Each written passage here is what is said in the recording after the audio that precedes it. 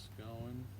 Check, check. All right, hey, Dr. Claussen, so great to be with you. Great to be here with you, brother. Thank you so much. You know, it's been, 13, 14 years, I think, that I've actually been a client. Yeah, it's been a while.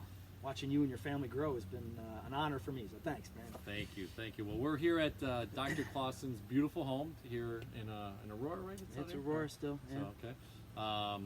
And, you know, obviously, you've moved a few places from when I first met you at what was the actual location? I think it was on Iroquois Drive, right? Okay. It was kind of a building, office building that I had to walk through, right? Yeah, Stuff like that. yeah, So yeah. out there. So tell me, you know, first of all, let me introduce you. Where's the Go4Ceo podcast, YouTube channel? So everybody out there in social land, we're going to bring you great CEOs like Dr. Claussen, who's built a great business and really is helping a lot of people. And my heart has been that I've had small businesses myself. I've gotten to about 3 million was the highest revenue that I had. You know, bigger ticket items, so it kind of got there a little bit quicker. But right. In the car business, if you remember, I do remember that. The Auto Genie. The Auto Genie, So, I remember that. But I really am grateful because I think one of the voices that I don't hear enough on YouTube, on iTunes, on all these channels is a guy like you, right? Someone who has, raised a beautiful family. 5 girls? 5 daughters. 5 daughters. Most I've got 3. blessed man in the world. That's Yeah. right, brother. Yeah, so I'm following your suit. Now I'm That's going to have it. to adopt the next ones because we closed the channels on that one. I'm the so. king. I have a harem in the That's best right. way possible. That's awesome. They're Awesome. going to love on me forever. That's right. That's right. As we get older, we'll have good places to go and Absolutely. people to take care of us, right? So, No doubt. but you know, the Go4Ceo brand is really going to be about the small to medium-sized business owner. We're going to do under 25 million. So Right. I didn't Okay. check. Are you over 25? I'm not over 25 million yet. We'll be one day, right? Yes, That I could will. be if you want to get that far. I'm going. But the nice thing is that I think this is going to give people a great opportunity to learn. So we're going to get deep for about 15 to 30 minutes. Yeah, perfect. And just understand kind of where you're coming from. How did you build? Give me more of the nitty gritty, right? Sure. A lot of times, you know, we hear over the kind of the macro level, right? But we never get micro, right? Yeah. We never get down there. And I think a lot of times too, the business owner like yourself that's doing a good business has his own place or her own place. It doesn't have enough of a voice either. So I think this will be a little bit of a marketing tool too. Absolutely. In any genuine way that it is. We're authentic, you know, sitting here, we're not suited up, or No. this isn't going to be the This is best real. video, right? Quality of stuff, and hopefully we'll get better. But it will. But I'm very No honored doubt. that you're first. So I appreciate being I first, think man. our Thank you. friendship means a lot to me. Yeah, So and likewise, brother. I appreciate it. thank you. And So let's do this. Let's give me a little bit about how you started. I mean, what made you think of the chiropractic industry when you were going to school, or just kind of give me that first initial thought, like, wow, this is what I want to do. So, let me give you a little bit of the backstory. Okay. I was an electrician.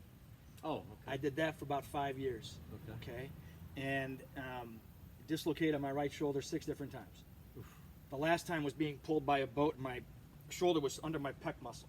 It was bad. And my boss then threatened to lay me off. Said, I was just engaged to my wife, and he's like, I'm gonna have to lay you off. You got to stop playing. Here's me, a young man. I'm like, stop playing? Are you kidding me? So I had a realization, an epiphany as I was going to a chiropractor to get adjusted. I was like, man, I want to do this. I don't want anybody threatening me with I can or I can't do something. So I literally, I had an issue where I was driving to go get adjusted one day. My Jeep breaks down. Push it to the side of the road with one arm because my arm is tattooed to my stomach like this. No cell phones. It's pre-cell phone, right? So it's ancient times ago. All right. And I walked 2 miles down to my adjustment. I walk in the room and I sat down. I'm like, wow, this is serious.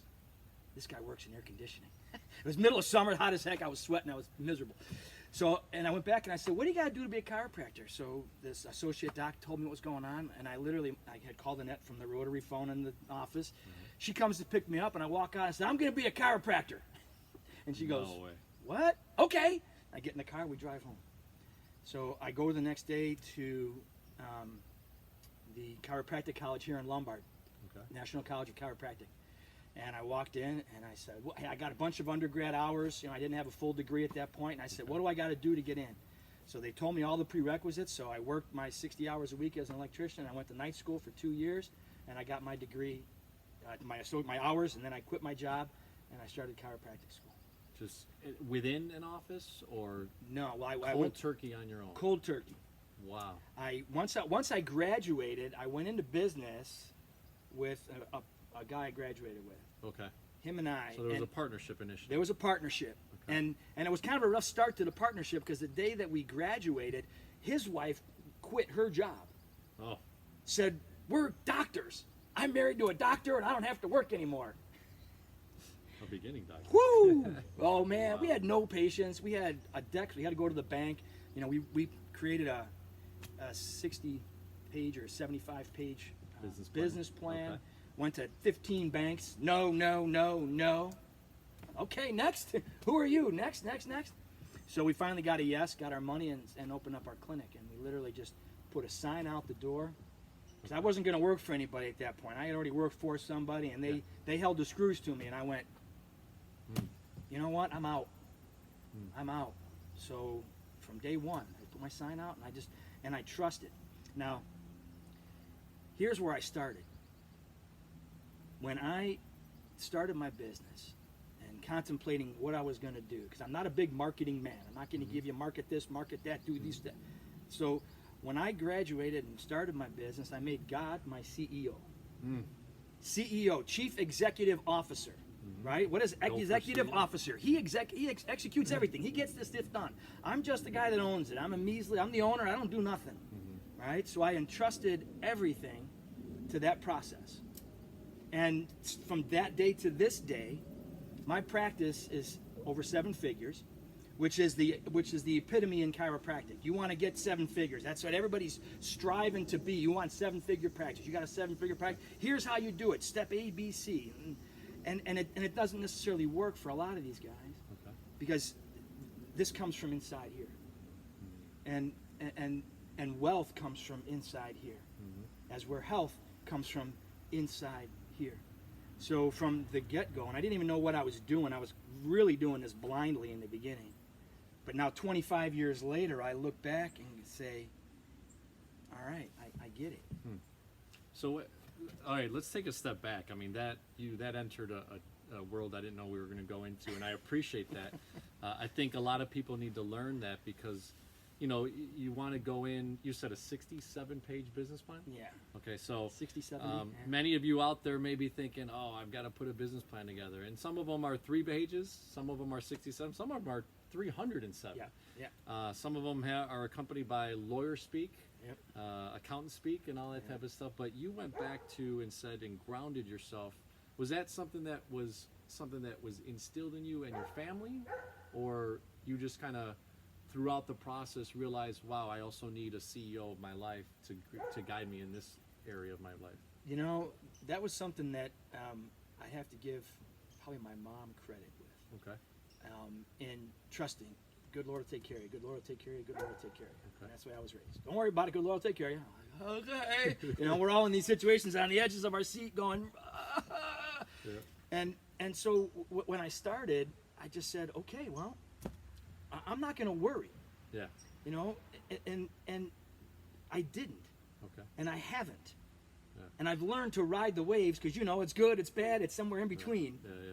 Right? So I've learned to ride it out. But my first year in practice, I went to this practice management group meeting, and they said you had to wear a suit, which I didn't own, so I had to go to J.C. Penney, spend $100. Wow. Best suit I ever. No, it wasn't the best suit. It was a suit that I owned, right? $100. So I'm in this room, and there's 400, 500 chiropractors in this room, and the guy's on the stage, and he, in his middle of his conversation with all of us, he says, by show of hands in here, who in here is a success? And my arm shot up, and then I went, oh crap. It was like 5 guys that I raised hope he their doesn't call hands. me. I was like, oh, maybe I made a mistake, because I know I didn't have 2 nickels rubbed together with my first year in practice. I was trying to figure all this out, but I had it in here. So it was instilled back from when I was little, just trust it. Trust. Those encouraging words, they planted seeds in your spirit, That's and then it. that became And reality. then when I took it off my shoulders, John, when I really had the conversation, you know, sitting in front of a different house, I was like, okay, God, you know, here we are. I'm putting you in charge. I'm out. I'm not going to tell you how to do your job. I'm not going to question how you do your job. I'm just going to trust you're going to do your job. right? Yeah. As funny as that sounds, you know, Oh, yeah, when I say it 100%. out loud, but it was that conversation. And then, you know, I really haven't ever marketed. Wow. You know, I've shown up with purpose. Yeah. I'm intenseful. You know, when you guys and your families now come in, you know I'm present. Yeah. And that energy of just being in that CEO, I don't even call myself the CEO, the ownership of my office Yeah. and my clinic, things open up and happen. Yeah. And yeah, there's some steps, and you guys can figure all that stuff out and move on conversation-wise. But it comes from deep inside, and it can be generated, and it has to be nurtured. Yeah. So if you don't have it at this point, put it in there today and start loving on it, Plug it in. because that's all that it takes. Yeah. So that, you know, it's an interesting point. You know, you start a business. Those of you that are out there trying to start a business, trying to understand, okay, all the schematics of it. You know, a lot of people that are famous talk about, you know, follow your passion.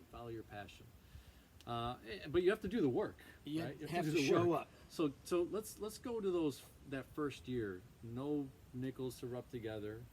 Had a job that was paying you a paycheck.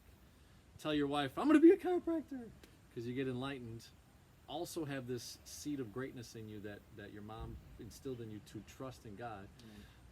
But the first year, you know, hey, tell me about the money that you spent, you know, approximately, not necessarily specific figures, but money that you spent, time that you put into maybe the business aspect when you first got that first client. Can you tell us a little bit of that experience of how you then not only gave that great service, but then almost, and I may be foregoing or kind of getting in front of you, but did you expect then that referral to come? Like, how was that going to happen for you? And in that first year, how did it manifest for you? So we started out by borrowing $100 grand. Okay. So here I have student debt of over $100 grand, and I go to the bank and say, "Can I get 100 more?" Yeah. Because you know, Why not? signing my name. Yeah. And when we started, my first patient, I still have her. As a matter of fact, she's still a patient of mine 25 years later. Wow. And my intention is that every one person knows 20 more. Okay. So one referral is 20. It's a huge. Out of the gate, bam. So if one comes in, I go, I got 20. And maybe only one more comes in, or maybe none from that people, because that happens, and I'm okay with that. Yeah. But my intention is always 20 are coming from that one, because they know 20 people. Very closely and intimately. They know 20. Sure. Everybody knows 20 people intimately. So, and once they figure out what I do and how I do what I do to help open up and ignite life and connection from above, down, inside, and out, then they all want it. I know they do. Yeah. And I have conviction and certainty.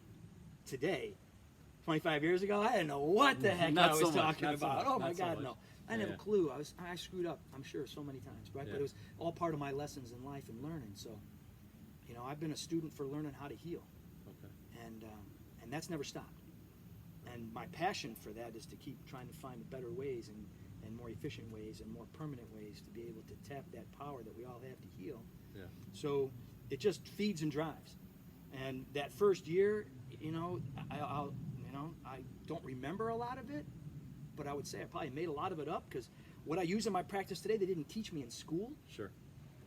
You know, I know anatomy and I know bones and nerves and vitals, and yeah, but like the how, Nobody teaches you business, right? I mean, you're learning from Not- people that not a chance. are in the field. Probably the teachers were giving you good content, right? Yeah. But to learn business, you got to be in it. You're just diving in. Yeah. You know, we've made lots of mistakes, and you know, we've blown up things and didn't have things backed up and blah blah blah, and you know, but you know, the consistency and the perseverance of it all, you know, and those are the things you hear from all the big names Sure. out there, and that's the truth. It's Yeah. like I never So quit. give us a little taste of what did that mean? Maybe an hourly schedule. Like, what was that life of consistency at the beginning? So, you know, an hour would be awesome if you had that kind of time, John.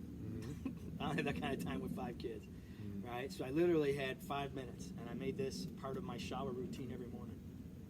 And, you know, I would be up, and I would be grateful and thankful for 20 new patients today. Okay. So going back to, again, your seat of greatness, your CEO that's actually in charge, Absolutely. giving him the Thank grace. you. And that's thank all I ever did that consistently. I still do it today. Okay. 25 years later, I am grateful and thankful for a busy, full day, Awesome. you know? Awesome. and the good Lord has filled it up, and I'm busier than I can be, and I got associates helping me be busy and helping serve people, and we're in another growth state again, and I just hired another doc coming on, and I say the same thing. Thank you. Yeah. I'm grateful. I am honored, and I'm honored, and I'm present. That's amazing. So help me understand. So you wear a lot of hats as a business owner, right? Yeah. Let's go now 3 to 5 years into your practice. You're starting to understand that you actually can be successful at this business. Was there a split with an original partner? Yes. After just a year. Okay, about a year. All right. Now you're on your own, Yes. right? And you can't even rely that maybe you're feeling a little bit tired, a little bit lazy, a little bit like not willing to work hard. You might have a partner that could work hard, just kind of hide out for a little bit. But because a lot of times partnerships can be that way, right? Yeah. 60-40 in effort, 70-30 in effort, 80-20 in effort, and then you realize. But there is some great partnerships out there, so we're not discounting partnerships. But for you, it wasn't the right track of the partnership side. So 3 to 5 years now into it, all these hats that you have to wear. How did you start to now manage? You were working your butt off every day, right? In the field, working with people. You start to see that first client that now 25 years still sees you. She refers you 20 expectantly. That 20 refers you 20, and that starts to grow. But now you're 3 to 5 years into it. How are you managing your time of marketing, growth, scale, understanding your business plan that's probably changed a bit? Real estate, maybe going from a person that's leasing in a unit to maybe buying, because I know you bought your current unit. Last one, yeah. So tell me a little bit about that transition and what made you successful on that. So 3 years into my practice, my lease was up, and I had another doc actually. He was one of these high up managements in a practice management group. He was one of the top dogs, and happened to be in Naperville. So he invited me actually to work out of his office at this point instead of trying to renegotiate my space. Solo practitioner, I had an overly big space. You get a little ambitious when you're, give me the mansion. I can only afford the garage, but give me the whole thing and I'll make it work. So, as soon as he did that, then the click was, oh, what the heck was I thinking? Yeah. And I followed advice of schools, and again, not knowing anything. So they had us, the school, we go through the business department. They had us lease a copier. Okay. For like $100 and something a month. Huh. Yeah, right? And you're thinking, they're only like $60. Yeah, trust me. I had no clue. I mean, we made those kind of mistakes. Okay. But when he brought me in, and I was able to kind of actually start making money at that point, because I was like, I wasn't poured in the bills. And then, if I had to do it over, I would have started with I would have started in the garage. Smaller location. Give me Okay. one table, one thing, because I bit off more than I was able to chew in that moment. Mm-hmm. So when I came back, I had a little bit of a reset. So I spent 2 years working out of one room in this guy's office, and then after that, I was able to figure out, okay, there's a play here, which I didn't know about. So staying under your budget, right? Staying under your means and living here. So I scaled everything back. And I was able to then start generating the cash flow coming in. Was your wife working? She worked up until about that point, and then at that point, we had child number 3 in our 3rd year. So yes, I'm trying to grow a business. We have 1, 2, and 3 kids. Yeah, and she worked for the first 2 years downtown still, so she was commuting back and forth into the city. So that was... Sounds like a familiar story. You might be there right now, John. I feel like I'm right there, my friend. And at that 3rd year mark, and with our 3rd baby, it was like, okay, we got it. This is all, again, we had a realization that this all had to change. Yeah. So then she started coming into the office to kind of manage things. And at that point, we broke away from that other guy then 2 years later. So that was now 5 years in practice. And she had been working with us, and it was just kind of part-time there. And then we moved the location just across the parking lot, and small, tight. It was lean. It was efficient. I hired my first associate doc at that point, and and then it just started rolling. Okay. And then I created boundaries. This is the next step. I think that. What did I do? Boundaries. Yeah. Give me the how-to. Because Right? and it drove my wife nuts. And I would stay till whenever. I'm late. I'll be there in an hour. Okay, I'll wait. You coming home? Soon. Someone's coming. Yeah. And I literally was just open for everybody and anybody 7 days a week. I adjusted people on Christmas Day, Easter, didn't matter to me. Oh, wow. If Okay. somebody needed help, I'm showing up. Was that more of a mindset like, hey, I need to, I'm a growing business, I'm a new entrepreneur, I need to make money any way I can, serve the public, and get my name out there? Or was it more fear and some other things that may have kind of, creeped into? That's a great question. It wasn't fear. Okay. It was motivation to serve. Okay. Because I still have this reputation that I show up. Okay. I serve. People call, I answer. I may not answer at 7 p.m. or 12:30 on a Sunday, Sure. but I'm answering. So back then, I felt I didn't have a choice. I just had to make it work. Okay. Was there a choice, failure, success? I only had one, Okay. success. Yeah. I didn't have two choices. I had one choice. We had 3 kids, number 4 came shortly after. There was no potential. What if? What? Yeah. This is going to make it. Yeah. And I'm going to do whatever it takes to make it. Yeah. And I've had different associates over the years, and that's the one difference and I talk to a bunch of my buddies now after all these years, that's the one difference between being the person that owns the space and the energy and somebody that works for you. Mm-hmm. And trying to get that energy back to everybody else around you to help support that game. But I did it only out of, this is what it takes to succeed. Okay. And it sounds like obviously the support was there from your wife and the family, because a lot of us in the entrepreneurial space get this mixed message, hey, work-life balance. Yeah. And some entrepreneurs get confused that you go from an employee trading hours for dollars to a solopreneur. I own my own time, but I can do anything. And you forget you should probably work harder now instead of that 8 or 9 hours that you supposedly gave to your employer. Now you're probably working 12 to 17 hours. No doubt. So that work-life balance at the beginning, like you're basically stating, is that, hey, you were willing to go all in to be able to be committed to success, right? Number one. How does that translate, into the personal life? Like, what are some techniques that some business owners watching this can say to themselves in their 3rd, 4th, 5th year, that they're still doing the grind of it to complement that? Because I don't believe that there is a true balance. I think you get imbalanced at certain times of your life. Yes, sir. But share with me I on agree. your perspective of what that felt like and how you got through it. So the most important thing is finding time to be present. Okay. And this is something that I still do today, in that I have to stop and take a breath. And I have to do that especially before I walk in my house.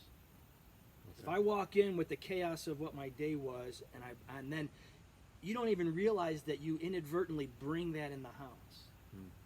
So I used to come home after working all day, being in the office for 10, 12 hours, and I come in and it's complete chaos. And then the kids are yelling and running around, and I'm like, what the? And it's like, they were fine before you got here. And I go, there's no way they were fine. Look at the chaos. And then I realized, I kind of went, you're saying it's me? Yeah. I'm the one that disrupts all this? So then, and I got this out of a Reader's Digest Okay. magazine, back when it was that little booklet thing. I don't know if they still make it, but, and it was this guy that said he came home from work, and he had, and it was kind of like on the Giving Tree book idea. He came out, there was a tree. Uh-huh. There was a tree outside that he basically took an imaginary bag of his crap, and he hung it up on the tree saying, I'll pick you up in the morning. And he walked in the house a different man. Huh. So I've been doing that forever. And it's like, you're coming home? Because, but chaos, well, not chaos, but the kids are here. I need help. Yeah. Right? So backup me is late because I waited for somebody or whatever. Well, I would pull into McDowell Park over there for 3 minutes, 5 minutes, and I would breathe. And I would just separate myself from entrepreneur Jim, Dr. Jim, to, okay, Daddy's coming home. All right. And I walk in the house, and as soon as I started doing that on a regular basis, I'd walk in, the kids would, Daddy! And it was playtime, and it was fun. So let's I mean, that's an incredible piece, and I hope everybody understands what he just shared. You created a gap, Yes. right? A space Yes. between the entrepreneur you, Yes. and maybe it wasn't hours Doesn't have to coming be. home. Maybe it was going to be the next 30 minutes. but you created that difference between the mindset that you walked in with before Yes, to this new guy that would walk in, 100%. and now it felt like less chaos was at the house. Guaranteed. You can ask him that. It was less. Everything was less. And I was more present. Yes. So I didn't have all the, because it never shuts off. No. I mean, but I was able to separate the hat Yeah. to be, where am I at right now? Awesome. I hope everybody That's huge, heard that. by the way, bro. That you know a lot. There's a mentor of mine, Greg Kapp, and he says things are caught, not taught. Yeah. If you just caught that right now of how you truly get what we all think is work-life balance, that is a major nugget right there. So thank you, Doc, for sharing that. Let me tie that to this analogy, because you mentioned time, half hour, hour. Think about that stoppage, that gap, as a pit stop, like in a NASCAR race. I happened to catch this years ago, so I got this concept, and I said, okay, pit stop. So here's this guy. You want to win, right? We want to win the race, right? Yeah. So you want to go to zero? No, we don't want to go to zero. That's 0 miles an hour. Look, we'll save all our pit stops to the end of the race. Yeah. We have a chance of winning, John? Not a chance. No way. Right? So I see this car slide into the pit. The dude hits the thing, and a bunch of guys jump over the wall. Tires are flying. Two tanks of gas come in, and the dude takes off 14.8 seconds. Reset. And I looked at that, and I'm like, 14.8 seconds. Holy crap! 4 fresh tires, 2 tanks of gas, a clean windshield. Game on. Yeah. Why do I got to stop for hours? John, and this takes, again, practice. If you and I and a bunch of our buddies, we're all fit, we can jump over the wall today and change 4 tires. Yeah. We do it in 14 seconds? Nope. Not a chance. 14 minutes? Same tools, everything, but yeah, no way. But if we practiced, Yeah. we're athletic enough, we'd be able to knock that out. Yeah. So this whole concept, John, this is so big, and thanks for the moment here, that the more that you do this kind of thing, you can do it in seconds. It brings me to something I learned a long time ago, and there's a lot of books on it, but it's that awkward stage, the mechanical stage, and then the natural stage, right? I always felt, in the mechanical stage, you almost, it's not as heartfelt because now you're just doing processes, but in the natural state, it just flows, right? So you taking that stop before you get to your actual house with beautiful kids and a wife was that now natural stage coming in, so that they felt that love coming in instead of that chaos and everything, right? Because maybe you were mechanical and awkward before. So, Definitely. For sure. I showed up. What's the matter? I'm here, huh? Yeah, what's going on? Not really. Yeah. I brought all my bags and all the drift of everything that comes with it. There's always a tailwind that comes in when you come flying in the door. Yeah. Usually late. Yeah. So, look, we've gone through, guys. Dr. Claussen was an electrician. Gets hurt a few times. Gets told by your boss, hey, I think I'm going to let you go if this, and this doesn't happen, right? Kind of the finger wagging, the threat. You get an inspiration. You've had these things built throughout your lifetime by your mom and the how you grew up, the seeds of greatness. You've got a great faith-based, opportunity to also go out there and make things happen in the world. You go a year of a partnership, that doesn't work out the right way. You realize you need to go on your own. Your wife goes out and says, like, all right, a little bit of that whole, hey, we have a business, let me be a part of that. You have 2-3 kids growing, right? Now you're getting to the 4th kid. You're 5 years in business. Now you've been in business 25 years? 25 years. So tell me, you get to about that 5th, 7th, 8th year, okay? There's a lot of business owners out there, and some of you out there, you're doing 300,000, $500,000. When did you break the 7-figure mark? Do you Probably think? about 4 years ago.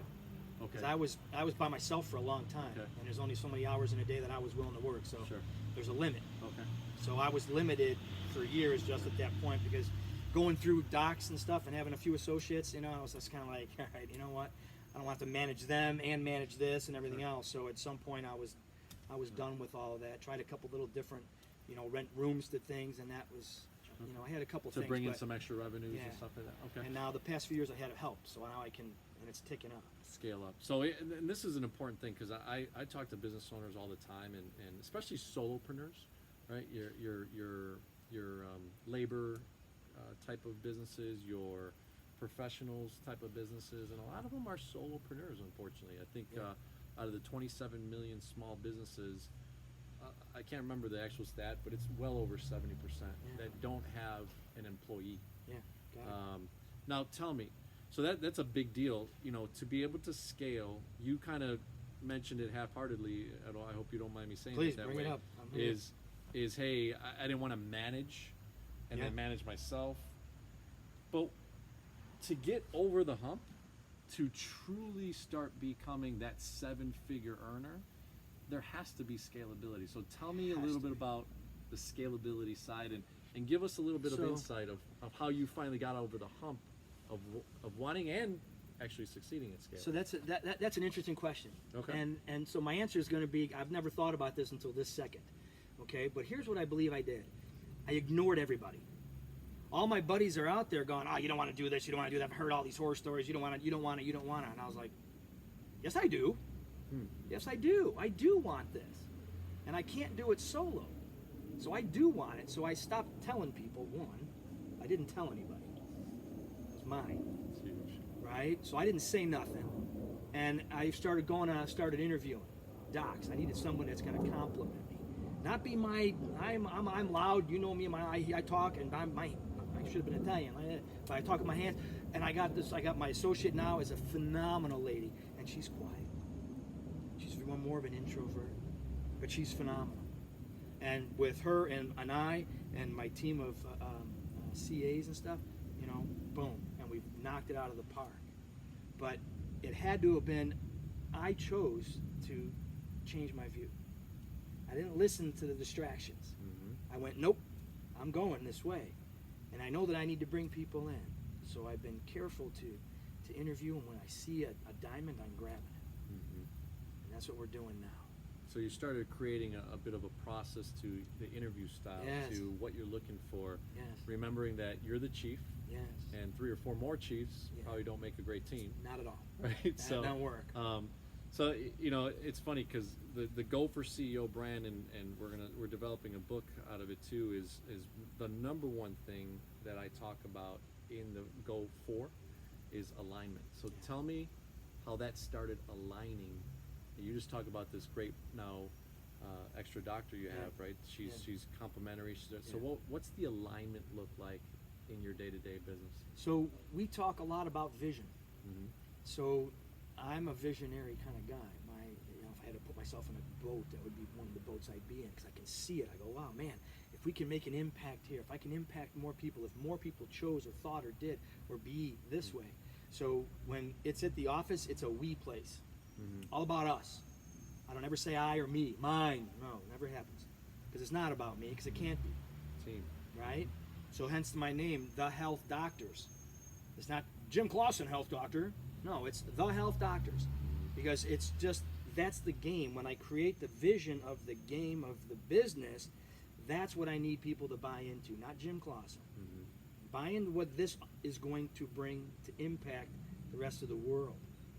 And this product that we have is extremely, extremely important. That everybody needs to play in it. So that's the game, and I only share that. Hey, people, this is it. You want in on this? You want to be part of this game?